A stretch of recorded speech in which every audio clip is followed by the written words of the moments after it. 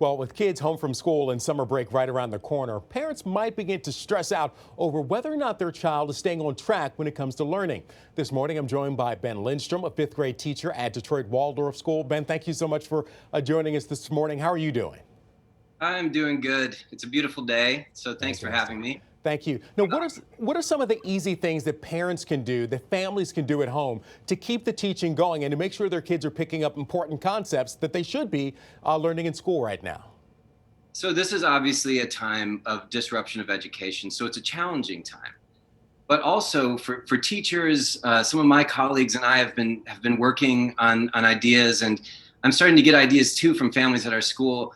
Looking towards the summer, we're thinking about opportunities that they can have now that they might not have otherwise. So for example, in language arts, we're thinking about reading and writing and speaking and listening. And we can just focus on the power of story. So a good book can change your life. I think we all have experienced that in some way, and especially finding a book that has a character maybe who faces adversity and comes through and is able to have a new vision for life. These things can be wonderful. And in a family unit during this social distancing time, that might look like a family book club where you're discussing it together.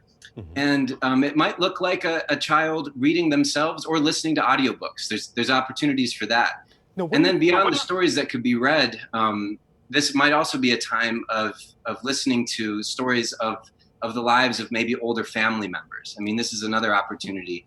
Maybe Ben, you mentioned audiobooks. Where do you come down on audiobooks? There's the certain thought that, kids should have a physical book in their hands and learn to read, as opposed to the audiobook where really you don't have to do as much work. Yeah, and we have to be flexible. I mean, if your child is one of those students who just reads and reads and reads and reads, you've got no problem there. But maybe it's a combination. The audiobook becomes something that is more accessible to some students. And then when you think about math and science, I mean, we can get bogged down with the intricacies of my student is this age and this grade and needs to know these things. But in the bigger picture, the more important kind of education that I think we can be keeping in mind right now is the kind of thing that's experienced through cooking together.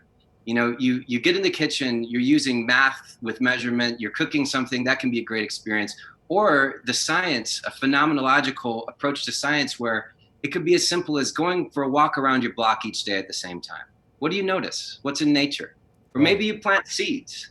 I mean, growing a garden during this time of closure, I think, would be an amazing thing for a student to look back and say, during that time when I couldn't see my friends, when I wasn't at school, where I wasn't learning from my teachers, I remember my family planted a garden for the first time and I grew food. I mean, that would be a fantastic way of being life affirming during a challenging time. Well, that is uplifting advice, and certainly you've given us a lot to think about. Of course, there's so many ways to parent during this time, and I think the most important aspect is to give yourself a break, and the kids will catch up. The kids will be fine.